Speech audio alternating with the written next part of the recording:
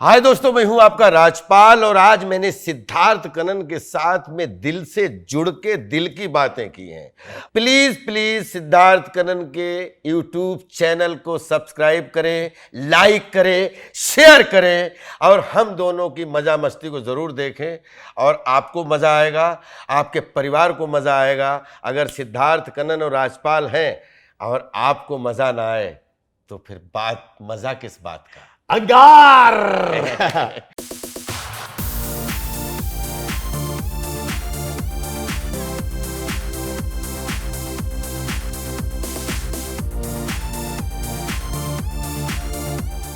आप ही ने कहीं कहा था कि एक्टर्स के लिए ना लोग क्या करते हैं कि उनकी खुशियां देखते हैं सामने जी। कैसे एक्टर किसी को हंसाता है, उनके कॉमिक सीन्स याद करते हैं, पर उनके पीछे क्या दुख और दर्द है ऑडियंस या बाकी लोग को इंटरेस्ट ही नहीं है। कमाल की बात है। अच्छा एक बात बताओ, मुझसे बहुत सारे लोगों ने ये पूछा कि मेरा हंसी वाला फेस है, मुझे देख के बहुत दुनिया बहुत खुश हो जाती है। ये मेरा सौभाग्य है कि पूरे जितने भी किचन इस संसार में है मुझे देखें और मेरी मुस्कुराहट, उनकी पूरी ब्लड सर्कुलेशन अच्छा हो जाए, ये मेरा सौभाग्य है। लेकिन मुझे अपने आप से तो पूछना पड़ता है ना कि आप कितने खुश हो। ये आपका एक होता है अभिनेता का पब्लिक और एक होता है प्राइवेट। वही सिद्धार्थ भाई का पब्लिक और प्राइवेट जी। लेकिन जो जीवन की आपाधापी में आप हंसी बिखेरते हो और उससे अगर उसका 100वां हिस्सा भी आप खुद के लिए ले लेते हो तो जीवन आसान हो जाता है, कलात्मक हो जाता है। पर कभी ऐसा हुआ है सच्चे दिल से इतने लंबे करियर में आप कोई कॉमेडी रोल कर रहे हैं, आपके तो मीम्स आज चल रहे हैं, माने जो 15 साल का लड़का है, 16 साल का लड़की है, वो सब आपसे रिलेट कर रहे हैं, पर ऐसा कभी हुआ है कि आप जेन्युइनली हंसा रहे हो लोगों को एक्टिंग करते वक्त, पर मन ही मन उदास हो? 10 साल की उम्र में अच्छी आदमी की याददाश्त हो जाती है बच्चे की। जी हाँ। और 10 साल से ऐसी कोई नाइट नहीं जिसमें चुनौती ना देखी हो। 10 साल की उम्र से? 10 साल की उम्र से कैसी चुनौतियां? चाहे पारिवारिक हो, चाहे सामाजिक हो, चाहे जीवन के संघर्ष को लेके हो, करियर को लेके हो, एस्टेब्लिशमेंट को लेके हो, या मतलब बोलते हैं व्यवहार, संस्कार और जीने और अपने वजूद को लेके हो। तो ऐसी कभी कभी सांसारिक, कभी व्यापारिक, कभी व्यवहारिक, कभी पारिवारिक, कभी कैसी भी, जिसमें कभी रोटी कपड़ा और मकान, कभी एस्टेब्लिशमेंट, ऐसी कोई नाइट ही नहीं देखी जिसमें ऐसा लगा हो कि कल का दिन बाद बहुत अब सुखी सुख है। जिस नाइट सोया हूँ तो सुबह के 10 चैलेंज लेके सोया हूँ और बस सच्ची आत्मा से सोया कि कल किसी भी कीमत पे चैलेंज को फेस भी करूंगा और इनमें विजय भी हासिल करूंगा। अच्छा चलिए, लोग आपकी जय जयकार करेंगे आपके हीरोइज्म के लिए कि यार राजपाल भाई ने ये रोल किया, वो रोल किया, उसमें तो घुसेंगे ही, पर मैं ये जानना चाहता हूं जो आपकी हार है, अगर 27 साल में मैं पूछूं आपके कौन से फेज थे जब आप हारे थे, और स्पेसिफिक चाहता हूं ताकि लोगों को पता चले कि भाई ये आता रहेगा, सुख के साथ दुख आएगा, वो कौन से थे? कि जैसे 2015 के बाद में आपको एक बात बताएं, मुझे लगा कि अब हमारे लिए काम खत्म हो चुका है। कैसे? क्योंकि वेब सीरीज का जमाना आ गया, एकदम सब ओटीटी प्लेटफॉर्म अचानक आपने देखे होंगे, कोरोना तक आते आते काफी। जी। अब वहां पे मतलब कोई भी सब्जेक्ट ऐसा आए तो वो गोली भी चला रहा है तो तेरी एबीसीडी, माने अगर आदमी कुछ जरूरत भी नहीं है तब भी एबीसीडी।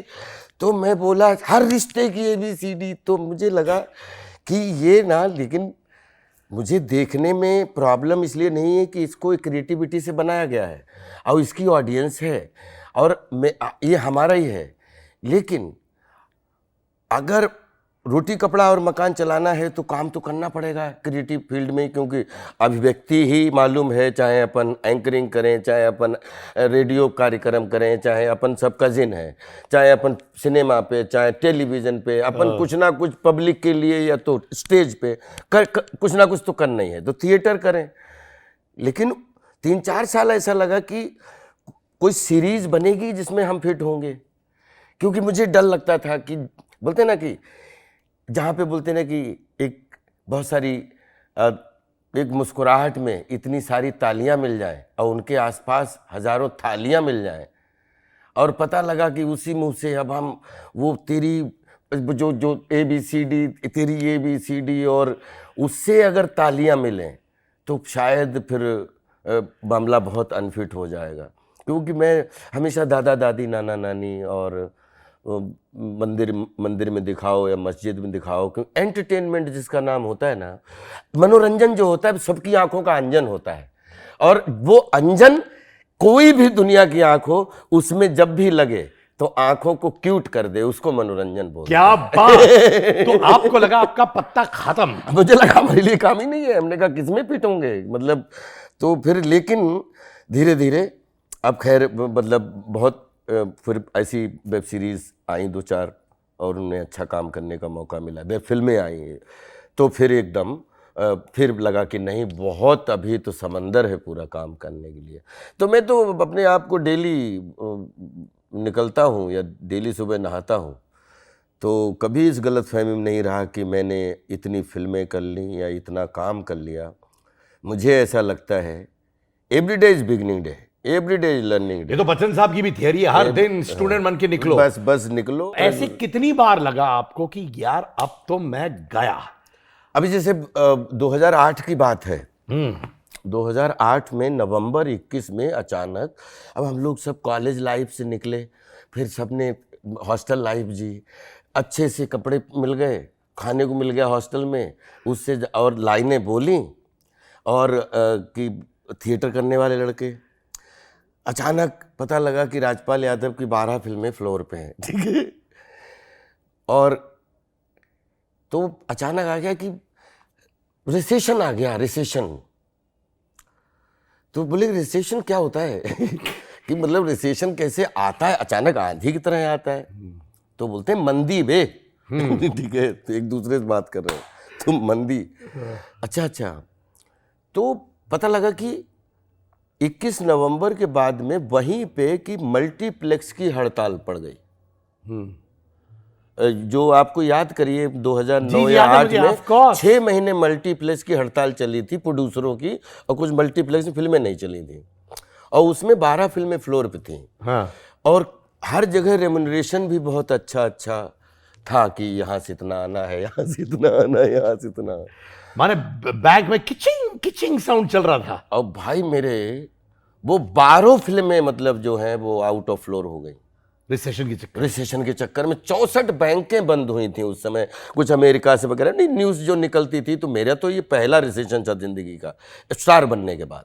कि तो क्योंकि हॉस्टल लाइफ का रिसेशन तो पता ही नहीं होता ना कि 15 रुपए पड़े तो भी बहुत बड़े आदमी हो आप, लेकिन जब परिवार के रूप में और व्यापार के रूप में और एक जिम्मेदार आदमी के रूप में, और जिसमें बोलते हैं सर्कुलेशन से जब आप जुड़े पैसे के, और उसमें पता लगा रिसेशन, तो पहली रिसेशन याद है, और मल्टीप्लेक्स की हड़ताल, वो 3-4 साल ऐसा लगा कि अब मतलब अभी तो कब फिल्में दोबारा सब शुरू होंगी। तो वो 1.5-2 साल का वक्फा बहुत बुक गया, और उसी में बहुत सारे लड़के जो यूपी से हैं या महाराष्ट्र से हैं या साउथ इंडिया से, नॉर्थ इंडिया से, मेरे लिए जो थिएटर के लड़के हैं वो 36 स्टेट के कहीं के भी हों, जो जिनके अंदर कला का कीड़ा है, तो मुझे ऐसा लगता है कि इनके लिए इनका प्लेटफॉर्म मिले। बाकी नेचर डिसाइड करेगा कि ये कितने बड़े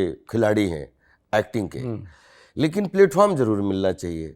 तो उसी समय वो प्रोडक्शन की भी हमने वो डाला था कि कभी टेलीविज़न के रूप में हम नहीं भी काम कर पा रहे हैं तो भी एक प्रोडक्शन जो है बच्चों को, जो जिनको, क्योंकि हम 90% ज़्यादातर ए ग्रेड फिल्में जिनमें 4 सीन 10 सीन वो IPL की तरह होता है। अब हम वेलकम टू द जंगल में अपन 25 एक्टर एक साथ हैं, तो वो IPL में सबको मौके नहीं मिल पाते, हम जानते हैं। तो उन लोगों को भी कुछ रोजी रोटी के साधन, क्योंकि उतना नहीं मालूम था कि ये सोशल मीडिया आने वाले दिनों में एक खुद का प्लेटफॉर्म बनेगा जो हज़ारों लड़के लड़कियों को रोजी रोटी देगा, तो इसीलिए प्रोडक्शन भी उसी टाइम खोला था। क्या बात है। पर भाई देखा जाए, मैंने कहानी कहीं सुनी है, ठीक है भाई, कि आप अंधेरी स्टेशन पहुंच गए थे, आप बॉलीवुड छोड़ के जाने वाले थे, और अनुराग कश्यप भाई ने और नवाजुद्दीन भाई ने आपको बोला मत जाओ रुक जाओ, ये सच है क्या ये कहानी? नहीं, ये बिल्कुल कहानी में कोई भी सिर पैर नहीं है। ये कहा है अनुराग कश्यप साहब ने कहीं कहा है? नहीं, वो मतलब वो नाम हमारा निकल गया है, लेकिन ये सुना है इसके बारे में? हाँ, ये स्टोरी नाम हमारा निकल गया है क्योंकि अनुराग भाई के करीब 3-4 एक्टर बहुत करीब से रहे हैं। हाँ, तो लेकिन मेरी कहानी नहीं थी वो। मैं 97 में तो आया ही हूँ, तो 97 में वापस कैसे जाऊँगा। अनुराग भाई से मेरा जो रिश्ता है कि हमने प्रकाश झा साहब एक मुंगेरी के भाई नौरंगीलाल सीरियल कर रहे थे और उस समय हम लोग पृथ्वी थिएटर खूब जाया करते थे। हाँ, और रामू जी ने सत्या बनाई थी और सत्या जो है सुपरहिट फिल्म हुई थी। तो अनुराग कश्यप जो है वो फिल्म लिख रहे थे शूल, और हम लोग, मैं, नवाज भाई, अनुराग भाई, ये जितने भी 4-5 और बहुत सारे लोग पृथ्वी थिएटर में खड़े थे। तो बोले तुम लोग उसमें मुख्य भूमिका तो मनोज भाई और रवीना टंडन जी कर रहे हैं, लेकिन छोटे छोटे रोल अच्छे हैं, तो तुम लोग अपना अपना फोटो छोड़ देना। तो हम सब लोग अपना फोटो छोड़ के आए थे। तो उसमें एक वेटर का रोल है, वो नवाज भाई को चूल में मिला था। हाँ। हमारा एक दोस्त सोनू है जो बैचमेट था, उसको एक मिला था गुंडे का एक छोटा सा, और मुझे कुली का रोल मिला था। हाँ। तो ये मेरी इसमें शूल के लिए अनुराग ने ही मुझे जो है वो रिकमेंड किया था। फिर हमने जाके वहाँ पे फ़ोटो छोड़ा था और कई बार हमने बोला है। लेकिन 97 में हम 4 लड़के आए थे और 3 आदमी यहाँ पे थे, राजीव और मनोज, ये अपना और नवाज भाई, 3-4 ये थे, आ चुके थे क्योंकि 1 साल हमसे सीनियर हैं, और 4 लड़के हम आके, तो हमारा 7-8 लड़कों का एक ग्रुप हो गया था, 9 लड़कों का, जो बिल्कुल, मैं फर्स्ट ईयर में, वो सेकेंड ईयर, मैं सेकेंड ईयर, वो थर्ड ईयर में। तो वो लोग बनराई में हम रुके थे आके, गोरेगांव ईस्ट। अच्छा। और वहाँ से हमारी शुरुआत हुई। और हम लोगों में बड़ा कमाल का वाकया है कि हम लोगों ने कुछ पैसे जमा किए थे, चारों ने। हाँ। बोले भाई तो 5-5 हज़ार रुपये तो चारों के जमा होके 5 को 20, तो वो पगड़ी दे दी थी। और 2200 रुपये में 97 में कमरा मिला था हम लोगों को, 1 रूम किचन बनराई में। तो हम लोगों ने वो पैसे जमा कर लिए थे ब्रदर, और 1 साल के लिए। और ये आपकी सालों सब कसम खाओ कि चाहे काम आप करें, चाहे काम हम करें, चाहे काम आप करें, चाहे काम करें, हम 1 साल तो किसी को छोड़ेंगे नहीं। और 1 साल तक भोजन बनेगा, उसमें चाहे 4 लोग हों, चाहे 8 लोग हों, हम सब साथ में खाएंगे, काम कोई भी करे। तो मतलब मैं आई वॉज लकीएस्ट वन कि मुझे हर महीने काम मिल गया था। और टचवुड की वो एक लास्ट प्रोडक्शन चल रहा था NSD का, देवेंद्र राज अंकुर साहब की कहानियाँ। तो मंजू जी, वो लास्ट हमारा फेयरवेल होने वाला था, तो उन्होंने वो प्ले देखा था हमारे बैच का, तो नंबर दे के आ गई थी कि तुम, तो बोली कि आप जब मुंबई आओगे। हमने कहा मुंबई के अलावा हम लोगों का हिंदी सिनेमा में कौन है यहाँ पे, मुंबई अब हमारी कर्मस्थली है। तो बोले कि आना तो हमसे मिलना आके। तो हम लोग आए 30 जून 97 सुबह 5 बजे बोरीवली के प्लेटफॉर्म पे हम चारों उतरे। वहाँ से ऑटो पकड़ बनराई गए। उससे पहले उस शहर को सिर्फ नक्शे में देखा था इसको, और मुंबई को सपनों का शहर, और बस ये सोचते जा रहे थे कि इसमें किधर प्रोडक्शन है, किधर मिलेंगे, कैसे काम मिलेगा। और मंजू जी को फ़ोन किया, तो उस समय वो अपने MTN वाले फ़ोन होते थे, आंसरिंग मशीन होती थी, उनकी आंसरिंग मशीन पे छोड़ा कि हम लोग आ गए हैं। कहाँ? तो उन्होंने भाईखला स्टेशन पे शूटिंग चल रही है, परसों आ जाओ तुम लोग। और वहाँ गए, फिर हमें दयाल निहलानी साहब डायरेक्टर थे, उनसे मिलवाया। और फिर जो है एक 3-4 एपिसोड का छोटा सा रोल जो इंदु भूषण का, दयाल निहलानी जी के निर्देशन में, वो मेरा पहला कैमरा फेसिंग पूना के एयरबड़ा जेल के पीछे, ये हमारी शुरुआत थी। एक सबसे पहला 1 लाइन का मजदूर का किरदार, जिसने हमें थिएटर में पहली बार एंट्री दिलवाई कि कोई तो मुझे इस गड्ढे से निकालो। अभी तक याद है आपको? हाँ बिल्कुल। क्या था वो लाइन? कोई है जो मुझे, हमें इस गड्ढे से निकालो। तो मजदूर। और दूसरा किरदार जो है तो उसने पूरे 7 साल थिएटर करवा दिया। देन अगेन एक ऐसा किरदार है जो मजदूर का ही है, जिसने मुझे हॉलीवुड पहुंचा दिया, जो इसमें भोपाल प्रेयर फॉर रेन में, जिसमें वो गैस ट्रेजेडी में जो इनकी इसमें मुख्य भूमिका करने का मौका मिला। तनिष्ठा थी, हम थे, और मार्टिन शीन, उषा बटन, कॉलपेन। तो वो मजदूर का किरदार ये कह सकते हैं कि इसने बड़ी हेल्प की। तो जहाँ पे भी, और शूल के कुली का किरदार, क्या एक सीन का वो एक सीन अगर जिंदगी में नहीं किया होता, और उसमें मतलब मैं बहुत तहे दिल से थैंक यू बोलता हूँ कि अनुराग कश्यप जी और मनोज भाई जी और रवीना जी, तीनों ने, क्योंकि शीनू को उस समय हिंदी नहीं आती थी उस समय और थोड़ी सी उसमें हल्का सा बिहारी टच था हिंदी में, ये महाराज धमकी हम तो वो मतलब ये तीनों लोग कैमरा के पास में खड़े थे और बिल्कुल वो जब 3 ही लाइनें थी उसमें, जब आपने 3 किरदार की बात की, कुली इधर आ, सामान उठा, पैसे पकड़, कम है साहब, और चलो थैंक यू, 3 लाइन की 13 लाइनें ऑन द स्पॉट हुई कुली के किरदार में। अक्षय कुमार और आप, क्या लिस्ट है। देखिए मैंने बोलने में मजा आता है। हाँ? फिर हेरा फेरी, मुझसे शादी करोगे, भूल भुलैया, खट्टा मीठा, गरम मसाला, करीबन 10 फिल्में कर चुके हैं आप लोग, राइट? हाँ, लगभग। इनफैक्ट आप दोनों के मीम्स बहुत चलते हैं सोशल मीडिया पे, हाँ, जो ये बच्चे रिलेट करते हैं। आपके और अक्षय की ट्यूनिंग क्या है? बहुत कमाल है, जिसकी वजह से बार बार कोई भी सीन में आप दोनों रहते हो, लोग पागल हो जाते हैं। नहीं, हमारा रिलेशन बड़ा निस्वार्थ भावना का अक्षय जी के साथ में है।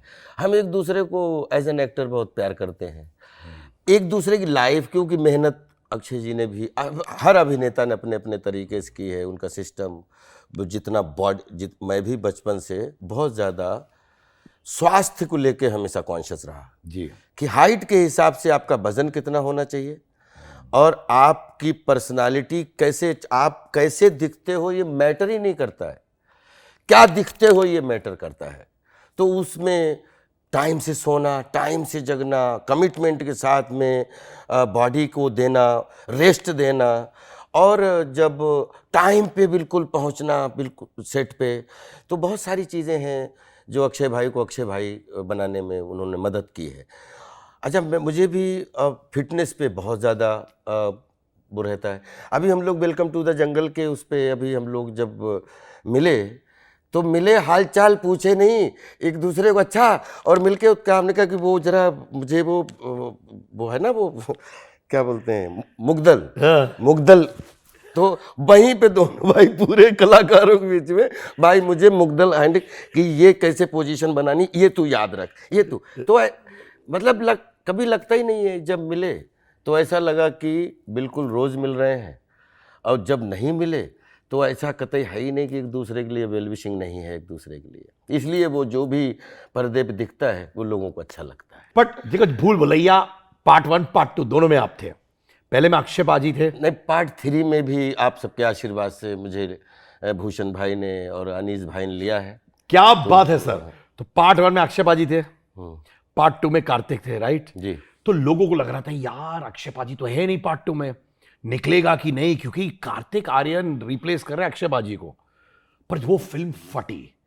उस वक्त आपको भी ये ध्यान था कि यार अक्षय बाजी नहीं है, भूल भुलैया 2 चलेगी नहीं चलेगी, ये सब थॉट्स आ रहे थे आपको? नहीं, मैं कभी, अब मुझे हर मोड़ पे बहुत सारे ऐसे साल में आते रहते हैं कि कभी ये हैं, कभी ये हैं, कभी ये हैं। मैटर हमारे लिए करते ही नहीं है कि हम जो भी हैं उसमें हम क्या बेस्ट कर सकते हैं, तो उसका रिजल्ट अलग होता है। तो जब इस फिल्म के लिए, क्योंकि सबसे लास्ट में मुझे कास्ट हुआ था, मुझे मौका मिला था भूल भुलैया 2 में। आपको लास्ट में कास्ट किया था? हाँ, लास्ट में कास्ट किया था। और पहले दिन से जैसे हमारा अक्षय भाई के साथ में ट्यूनिंग है फ्रॉम द फर्स्ट डे से, चाहे वो कोई भी भागम भाग फिल्म हो, चाहे दे दनादन हो, चाहे वही गरम मसाला, या जो भी जो की है हेरा फेरी, कार्तिक के साथ भी पहले दिन पहली बार, जैसे अपनी दोस्ती कैसी है, जब मिले तो कभी परिचय की ज़रूरत पड़ी, बिल्कुल अरे भाई मतलब लगा कि 10 साल के हलचल पूछ लिए। वैसे कार्तिक के साथ पहली बार मिले, गले लग के ये लगा ही नहीं कि हम अब स्क्रीन शेयर करेंगे, लग रहा है 20 साल से शेयर कर रहे हैं, आज फॉर्मेलिटी कर रहा है। कभी ऐसा सिचुएशन था जहां आपको अपने पक्ष के लिए बोलना जरूरी था, आपने नहीं बोला? हाँ था, उसका इंतजार करूंगा, समय आने दीजिए, जरूर बोलूंगा। पक्का? हाँ बिल्कुल बोलूंगा, और कभी भी अपमान सहकर बैठ रहना ये महादुष्कर्म है। तो आपने कब अपमान सहा? कई बार था, लेकिन एक आध बार थोड़ा ज़्यादा हो गया, जिस शायद अगर थोड़ा गंभीरता से लिया जाता तो वहाँ पे वो लगा नहीं मुझे, लेकिन हमने उसको भी हंसते हंसते स्वीकार कर लिया। और वो उसमें मतलब ये भी बोलूँगा कि थैंक यू फिल्म इंडस्ट्री कि जिन्होंने कभी भी कि अंदर से हमारे ऊपर शक नहीं किया। इनफैक्ट जब वो दौर था आपके ऊपर जो बीत रही थी, जी एक इंसान जो जमीन से ऊपर उठे, राइट, आप वो हो, कहाँ से आप आए हो, जैसे आपने कहा संघर्ष, और वो दौर जब आप पर बीता, राइट, शायद किसी को कहानी नहीं मालूम है, मुझे भी नहीं मालूम जी है, जी और मैं आपको जज कभी नहीं करूंगा। हाँ जब आप बाहर निकले उससे, जी, तो लोग आपको जज कर रहे थे भाईजान? नहीं जज हम, क्योंकि अगर हम कंफ्यूज होते तो जज लोग करते। आंखों में कोई ज्वाला होती है ना, और उसमें अगर आपकी आंखों में कुछ नजर में बोलते हैं ना कुछ चोर रखा है, तो फिर लोग जज करेंगे ही, पक्का करेंगे। और आप अपनी नजरों में झुके नहीं हो तो भगवान जिसने आपको बनाया उसको छोड़ किसी के आपके झुकने की भी जरूरत नहीं। मैं अपने बच्चों से नहीं, आपके बच्चों से भी कहना चाहता हूं कि दुनिया आपको कितनी भी नजरों से झुकाने की कोशिश करे, लेकिन जब तक, क्योंकि आपका ज़मीर जानता है, आप अपनी नजरों में अगर झुके नहीं हो तो अपने अंदर बैठे हुए परमात्मा का बिल्कुल रिस्पेक्ट करना और पूरी दुनिया की नजरों के सामने चुनौती बन के खड़े हो जाना कि नहीं, ये समय है, और समय आपको, आप जिस नज़र से मुझे देख रहे हो, आपकी नज़र को बदलना पड़ेगा, क्योंकि हमारी नज़र में कोई खोट नहीं है। भगवान राम को जब 14 बरस का वनवास हो गया, राजा हरिश्चंद्र जो पूरे दुनिया को, जो मतलब जिसके नाम पे सतयुग पड़ गया, उसको फिर वहाँ पे महाराणा प्रताप जी जिनको घास की रोटियां खानी पड़ गई, मतलब जब हम महाराज शिवाजी जिनकी धरती पे जो नमन जब तक हैं, जब तक पुश्तें हैं उनको नमन करेंगी, जब उन्होंने इतनी तकलीफें देखी, तो जब इनकी सबके संघर्ष देखता हूँ तो मुझे लगता है कि ये तो हमारे अपने सब कुनबे के लोग हैं, कभी साधक के रूप में, कभी बाधक के रूप में। महान तो ये थे। 2018 में जो हुआ आपके साथ, उसके बाद क्या आपको लगा कि यार मैं इससे बाहर कैसे निकल पाऊंगा? मुझे पहले दिन से लग रहा था मैं इससे 100 गुने और अच्छे लेवल बाहर निकलूंगा, क्योंकि जब जब हमने पटक खाई है ना, त्यों हम फिनिक्स बन के निकले हैं। हमने अपने आप को वहीं उसी राख में जलाया है, और उसी में से एक नई चिड़िया बन के अपने आप को पैदा किया है। और पैदा होने में कभी कभी घूरे पे आप पैदा होते हो, और कभी कभी आप जो है एक उपवन में पैदा, गार्डन में पैदा होते हो। लेकिन पैदा होने के लिए ज़मीन चाहिए, बेस चाहिए, फल तो हमें बनना, हम उगाएंगे ही, क्योंकि जो पैदा होता है उसका कनेक्शन पैदा करने वाले से होता है, जो पैदा हैं या हो चुके हैं उनसे नहीं होता है।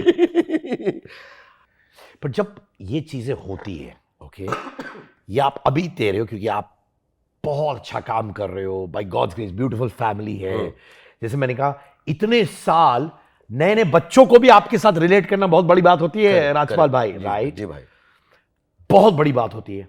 पर जब वो 3 महीना आपने बिताया उस माहौल में जी, तब क्या थॉट था आपके दिमाग? बस थॉट कुछ नहीं था। 3 महीने बाद जब वहाँ से निकल के एक सर्टिफिकेट मिलता है, तो हमारे सुपरिटेंडेंट साहब थे, तो उन्होंने और पूरे स्टाफ ने, उन्होंने 2 सर्टिफिकेट दिए। 2 सर्टिफिकेट? 2 सर्टिफिकेट दिए। तो बोले राजपाल, ये जो जहाँ जिस स्थान पे आप थे, ये पिछले 70 साल 100 साल की हिस्ट्री में ऐसा कोई नामचीन नेता या कोई भी आदमी, ये बड़ी ऐतिहासिक जगह है जिसमें आए। मैं अभी रिटायर होने वाला हूँ, लेकिन मैंने अपनी लाइफ में आपने यहाँ टाइम जैसे बिताया है, हमें आपसे इंस्पिरेशन मिला कि हमें लग रहा था कि सुबह सुबह रोज़ आपकी शिकायतें मिलेंगी, रोज़ रोज़ आपकी या वो मिलेगा, या आप अपनी जब मिलोगे तो परेशानी बताओगे, लेकिन बोले 3 महीने के लिए दीवारें लाइव हो जाए, दीवारों में जीवन आ जाए। वहां पे ऐसे ऐसे लड़के जिन्होंने कभी खड़े होना नहीं सीखा, जिनको वो कोई पढ़ाई से, गीत संगीत से कोई दुनिया में मतलब नहीं, उनको ले के मतलब एक परमिशन ली कि इनके लिए कुछ वर्कशॉप करना चाहता हूं। और उनको वर्कशॉप में लाने में तो उनको दूसरे दिन हंसी आने लगी। आपने वर्कशॉप्स के अंदर वर्कशॉप की वर्कशॉप की, और वो लोगों का जिनका कोई लेना देना नहीं है, मतलब उनको एक्टिंग करना ही नहीं है। अरे भाई कोई दिशा ही नहीं है, मतलब जैसे जिंदगी की दिशा नहीं है। हाँ, पता लगा कि जैसे ट्रक सड़क पे चलता है और उससे कहो कि अचानक तू खेत जोतने लग, मतलब ट्रक कैसे। तो आपने इन सारे कैदियों को इकट्ठा किया? हाँ, इकट्ठा किया, परमिशन ली बाकायदा। और मुझे ना पूरे देश में जो आपने बोला ना 3 मोमेंट, कि एक बार लंदन में था, एक 45 मिनट एक पर्यावरण और जंगल जमीन पर्यावरण पहाड़ी पर्यटन पे थोड़ा सा बात करने का मौका मिला, 45 मिनट बोलने का मौका मिला। वहाँ पे सब मिक्स बैठे हुए थे पूरे, जैसे लंदन के पूरे सीनेट के लोग। तो वहाँ के उन लोगों ने मुझे एक सर्टिफिकेट दिया कि राजपाल इज ग्लोबल गाय, ठीक है। एक दुबई गवर्नमेंट ने राजपाल इज ए गोल्डन गाय, ठीक है, गोल्डन वीजा दिया। लेकिन ये जिसमें मतलब मुझे ऐसा लग रहा था, या लोगों को वहाँ पे जो चरित्र प्रमाण पत्र उन्होंने चरित्र दिया कि आप के डायलॉग से ही नहीं, आपके व्यवहार से, आपके संस्कार से, आपके आचरण से, अगर मुझे दोबारा मतलब फिर एक मतलब कि सुबह कैसे दौड़ना है, कैसे जॉगिंग करना है, कैसे बैठना है, कैसे मेडिटेशन करना है, तो बोले मुझे दोबारा मतलब रिटायरमेंट के बाद फिर बच्चा बनने की इच्छा हो गई आपको देख के। तो इससे ज़्यादा तो एक आदमी जो आदमी अगर अपनी परेशानी में, जिसको गलती के लिए, क्योंकि गलत तो जीवन में कभी कुछ ईश्वर करवाया नहीं है, और गलतियां सुबह से लेकर शाम तक बहुत करता हूं, और क्यों गलतियों पे कौन सी गलती अपने गले पड़ जाती है, वो उसमें सीखने को मिल जाता है। कि अब जैसे मैं एक चीज़ बताऊं, क्योंकि इसमें इसलिए इस मुद्दे पे ज़्यादा नहीं बोलना चाहता हूं कि ये अभी अपन ये कह सकते हैं कि अभी इसमें अंत जो है, रिजल्ट आना बाकी है जी। नहीं, पर मैं एक चीज बहुत कदर करता हूं कि आपने एक्चुअली जो कैदियों को दिशा नहीं थी, आपने उनको एक्चुअली वर्कशॉप्स करवाया, पर्पस दिया लाइफ में। वर्कशॉप करवाया। हमने कहा कि इसका मतलब ये नहीं कि आप स्टार बन जाओ, इसका मतलब ये कलात्मक हो जाओ आप, और कलात्मक जो हो जाता है वो जीवन को जीने में सरलता महसूस करता है। बस ये चीज थी। क्या बात है। हाँ, I respect you so much for this भाई। Thank you. सच्चे माने वो वाले सिचुएशन जो लोग कहते हैं यार ये क्या हो गया मेरे साथ, ये क्या हुआ, आपने उसमें भी लाइट देखा और उस मौके का भी सही तरीके से लोगों के ग्रोथ के लिए टाइम दिया। हाँ, मुझे उसके अलावा कोई चारा नहीं है। लोग बाहर जजमेंटल थे, मुझे पता नहीं, क्योंकि देखिए लोग हमें प्यार करते हैं। पूरे सातों समंदर में पिछले 20 साल से जिन लोगों ने मुझे गोदी का खिलौना बना के रखा है, ठीक है, 140 करोड़ लोग हैं, लेकिन हमारा जो प्रोफेशनल है उसमें 140 करोड़ में से अगर 140 निकाल दो तो मुझे लगता है कि 800 करोड़ परिवार जो पूरे अभी दुनिया में बता रहे हैं कि सातों समंदर में 800 करोड़ लोग हो चुके हैं। मैं कह रहा हूँ 1000 करोड़ हो गए हों। हमारा पर्सनल ब्लड सर्कुलेशन का रिश्ता है, तो वो जिम्मेदारी को हम कैसे अपनी साइड में कर सकते हैं चंद 140 लोगों की वजह से जो हमारी ज़िंदगी में बाधक का काम कर रहे हैं। बट आप एक इंसान है जो अपने ऊपर, अपने खुद के ऊपर बहुत जोक्स मारते हैं। आप खुद अपने हाइट पे मार देते हो जोक्स। जिस आदमी ने हाइट बाइट के बारे में चक्कर में पड़ा, उसकी सोच टाइट है। मैं बचपन से मान के चल रहा हूं कि 105 फीट 2 इंच। अब हंसी कि यार तू, अबे तेरी 105 फीट 2 इंच कैसे हो गई? मैं कह रहा हूं 5 फीट 2 इंच जो दिख रही है, और सोच, अब 100 फीट अम्मा ने दी हुई है कि मेरा बेटा 100 फीट का है। अब मान गलत फहमी, तेरा नुकसान तो बता। अगर मैं बोलूं कि मैं 3 फीट का हूं तो तेरा क्या फायदा हो जाएगा? तो मैं बोल रहा हूं 105 फीट 2 इंच का हूं तो तेरा नुकसान तो बता। तो बोलता है नुकसान तो कुछ नहीं है। तो लेकिन मैंने कहा कि इसमें मुझे बहुत खुशी मिलती है। क्या बात है भाई। भाई आप मुझे बताओ, ये कौन से 3 एक्टर्स हैं जो ये लॉट में, जैसे अक्षय पाजी आपने बोला, आपने सलमान के साथ भी बहुत काम किया, माने इतनों के साथ काम किया, वो कौन से 3 एक्टर्स हैं जिन्होंने आपको शेप किया एज अ पर्सन और एज अ प्रोफेशनल? कौन है वो? 3 डायरेक्टर। डायरेक्टर है, एक्टर नहीं है? नहीं। बताइए। राम गोपाल वर्मा जी, प्रियदर्शन जी, डेविड धवन साहब। और कैसे किया उन लोगों ने? जैसे रामू ने क्या किया जिससे आपने नोटिस किया कि यार ये राजपाल यादव के अंदर था और राजपाल को खुद नहीं मालूम था कि ये उसके अंदर था? नहीं, राजपाल को तो अभी भी ये मालूम है कि अभी मेरा, ये बड़ा मीडियोकर बात होगी कि बहुत, कि अभी मेरा बेस्ट आना बाकी जी है। जी। लेकिन मैं ये बहुत प्यार से बोल रहा हूँ कि उम्र के हिसाब से हर दिन बेस्ट आना बाकी है। जी। Every day new day. Sir, एक सीन में जिस लड़के को देखा शूल में, उसको एक छोटे से रोल के लिए बुला लिया। आफ्ताब की फिल्म थी, उर्मिला जी की, मस्त। मस्त। मस्त में एक गाना था, 3-4 क्लोजअप थे, और उसके बाद में जंगल अनाउंस हुई। मैं मिलने नहीं गया तो मुझे प्रवाल का फ़ोन आया कि Ramu ji wants to meet you. Praval Raman. हाँ, प्रवाल रमन। तो रामू जी ने पूछा मुझसे कि तुम क्यों नहीं मिलने आए? तो मैंने कहा सर वो जंगल, मुझे लगा कि शायद मेरी ज़रूरत ना हो आपको। जंगली के बाद में प्यार तूने क्या किया, जस्ट ऑपोजिट, कॉमिक, बिल्कुल, मतलब जी सर, मतलब तो उसमें बहुत सारे नॉमिनेशन उसमें मिले कॉमिक एक्टर के लिए। आप सोचिए कि शूल और मस्त के बाद में कि ऋतिक रोशन कहो ना प्यार है के लिए और Rajpal Yadav best negative role for Jungle के लिए, दोनों एक साथ मंच शेयर कर रहे हैं, एक बेस्ट एक्टर का डेब्यू का, एक बेस्ट नेगेटिव एक्टर का। फिर उसके बाद में इधर प्यार तूने क्या किया में Rajpal you will do this. फिर उसके बाद कंपनी में Rajpal you will do this. Company की शूटिंग चल रही थी हांगकांग में। मेरे मुंह से निकल आए, बोले उनको लेग पुलिंग की बड़ी आदत हो गई कि जब लाइटिंग बाइटिंग हो रही तो आए, बोले राजपाल। तो फिर की लेते हो? हाँ, फिर की हमेशा कि अगली बार तो तुम हमारे साथ काम करोगे नहीं। तो हमने कहा क्या हो गया सर? तो बोलते नहीं नहीं, अभी जंगल में तुझे बहुत अवार्ड मिले और तभी तू बोलेगा रामू जी ने मिसयूज कर दिया मेरा। तो मेरे मुंह से निकल गया। वहीं पे मनीषा जी बैठी थी, अजय देवगन जी बैठे थे, विवेक थे, अंतरा थी, मैं, लाइटिंग चल रही थी। मैंने कहा सर आप ही ने जंगल दी, आप ही ने प्यार तूने क्या किया, आप ही कंपनी करवा रहे हो, और मुझे मालूम है मेरे लायक कोई मेन लीड भी होगा तो आप मुझसे ही करवाओगे। तो इतनी तेज हाँ कैसी।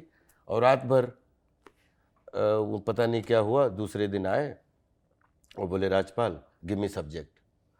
तो आप सोचिए, एक सीन गेस्ट अपीयरेंस, फिर उसके बाद में मेन नेगेटिव, फिर मेन कॉमेडी, फिर मेन मैं माधुरी दीक्षित बनना चाहती हूँ, मैं मेरी पत्नी, और वो फिर चंदन ने दूसरी फिल्म बनाई हमारे साथ, और वो एक तीसरी। उस समय आप सोचिए कि जहाँ पे कॉमर्शियल सिनेमा था या एकदम आर्ट सिनेमा था, एक बीच का ऐसा semi commercial character oriented cinema निकाल के रामू जी ने रखा। और वो मैं माधुरी दीक्षित, वो पहले ऑडियंस समझ ही नहीं पाई कि इस किस कैटेगरी में रखूं इस फिल्म को। फिर वो टेलीविज़न पे आई तो 3 साल तक हर सप्ताह ही लगातार आती रही। मैं मेरी पत्नी और वो बनी, इतना अप्रिसिएशन मिला। तो आई थिंक उधर कॉमर्शियल में डेविड साहब ने छोटा डॉन एक तरफ, मुझसे शादी करोगी का पंडित एक तरफ, और फिर उधर प्रियदर्शन जी आ जा रहे हैं, कहाँ चुप चुप के, कहाँ ढोल का ढमढेरे और कहाँ माला माल वीकली का बाजे, कोई कोई मतलब, और फिर विपुल शाह जी का वक्त। तो मतलब इसलिए मैं कह रहा हूँ कि ये 50 फिल्में लगभग ऐसी आई जिसमें 50 कैरेक्टर की जो भूमिकाएं हैं, वो कोई भी भूमिका आ जाए तो पब्लिक को बाय ग्रेस ऑफ गॉड वो याद है कि ये माला माल वीकली का कैरेक्टर है या ये इसका कैरेक्टर है। तो आई थिंक इन तीनों का बहुत बड़ा योगदान है एक्सप्लोर करने का राजपाल को। हमेशा लोग कहते हैं कि एक लाइन वो याद रखते हैं जिंदगी में, कि अपमानित वाला लाइन हो या कोई प्रेस में किसी ने मैगजीन कवर पे लिख दिया हो, पर वो याद रखते हैं जी, क्योंकि वो उनको कॉन्फिडेंस देता है कि यार तुमने ये बोला, अब देखो। जी। आपके साथ वो कौन सा लाइन है? मेरे साथ में आई थिंक घर घर कुत्ते घास खा ले तो ऐसे हो गया हाल में। ऐसे ही पढ़ रहे थे शाहजहांपुर में दोस्तों के बीच में, तो एक दोस्त के मुंह से निकल गया था कि जब मैं नाटक वाटक कर रहा था कि ऐसे घर घर कुत्ते घास खा ले तो हो गया कल्याण। मतलब हर आदमी ये काम नहीं कर सकता। तो वो चीज़ हमने उसको बोली नहीं, लेकिन वो लाइन बिल्कुल याद रखी। और लेकिन एक लाइन, आत्मविश्वास परिश्रम प्यार सफलता की कुंजी है। तो जब जब कोई कॉम्प्लीमेंट मिला तो उसको आशीर्वाद मिल लिया, और जब जब कोई कमेंट मिला तो आत्मविश्वास और परिश्रम और प्यार से उसको हमेशा पटकनी ही दी। क्या बात है। वाह। और मुझे एक चीज कहना है आपसे राजपाल जी, इतने साल बाद भी अगर आज लोग आपके काम की कदर करते हैं और आपके बारे में, आपकी फिल्मों के बारे में बात करते हैं, यानी आपने ऑलरेडी लेगेसी छोड़ दी, आप इतिहास के हिस्सेदार हैं। और आपकी सबसे बड़ी ताकत है कि आप एज अ स्टूडेंट अपने आप को समझते हैं। और आप जैसे हो, आपसे मुझे भी इंस्पिरेशन मिलता है कि हमेशा जब भी मिलते हो तो अपनी सारी अपनी पर्सनल चीज़ों को पीछे रख के आप क्या जानदार शानदार बन के मिलते हो। यही सबसे जीवन का बेस्ट। थैंक यू भाई, थैंक यू।